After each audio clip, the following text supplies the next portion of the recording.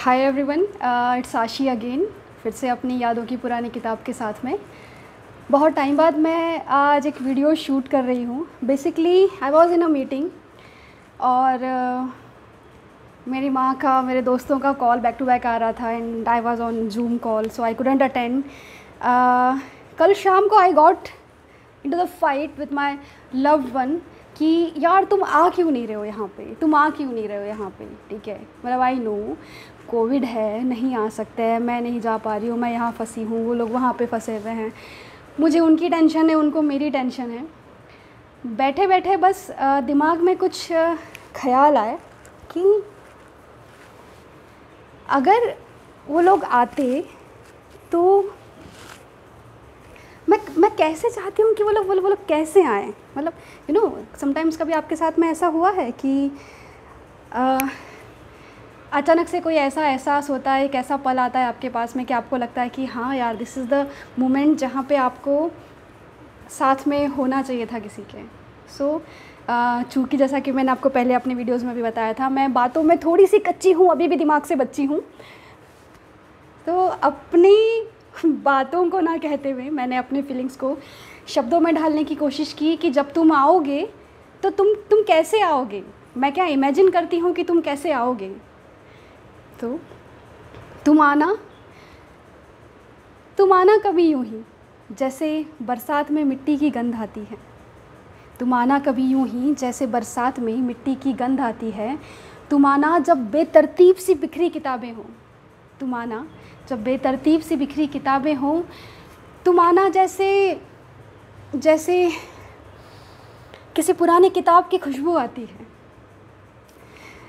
जब मैं ऑफिस से, जूम कॉल से, जूम मीटिंग से परेशान हो जाऊं, पस्त हो जाऊं, तुम आना शाम की चाय की चुस्कियों की तरह अपना कड़क करारापन लिए। तुम आना कभी यूं ही जैसे बरसात में मिट्टी की गंध आती है। जब मेरा दिल डरा हुआ रहे या मैं सहमा सा रहूं, जब मेरा दिल डरा हुआ रहे या मैं सहमा सा रहूं, तुम आना माँ की झिड़कियों और प्यार की तरह और लिपट जाना मुझसे जैसे हवा लिपटती है। जब मेरा दिल डरा हुआ रहे या सहमा हुआ रहे, तुम आना माँ की झिड़कियों की तरह जैसे एहसास है, तुम बस आ जाना। तुम आना जून की कभी भरी दोपहरी में। तुम आना जून की कभी भरी दोपहरी में जैसे अचानक से कहीं से काला गरजीरा बादल उमड़ घुमड़ कर आता है और भिगो देता है प्रकृति, पेड़, घर, तन और मन। तुम आना कभी यूं ही जैसे पहले डाकिये की दस्तक आती थी। तुम आना पहले कभी जब जैसे डाकिये की दस्तक आती थी। आना कभी बेनाम खुशबू से भरी चिट्ठी की तरह। तुम आना कभी बेनाम खुशबू से भरी चिट्ठी की तरह जो दिल को पसलियों के पिंजरे से तोड़कर धड़का देती थी। तुम आना जैसे सर्दी में गर्म शॉल का एहसास। तुम आना जैसे सर्दी में गर्म शॉल का एहसास आता है। खामोश रातों में पूनम का चांद आता है। जब दिल खामोश हो और आंखें खाली हो, जब दिल खामोश हो और आंखें खाली हो, तुम आना गले लगाने के एहसास की तरह। तुम आना कभी यूं ही जैसे तुम्हारी याद आती है। सच में। सो गाइज़, आई नो आप में से काफ़ी सारे लोग अभी भी बहुत अपने घर से दूर हैं, अपने अपनों से दूर हैं, अपने लव्ड वन से दूर हैं। ड्यू टू काम हो सकता है या आप किसी रीज़न से किसी और जगह पे फंसे हुए हों।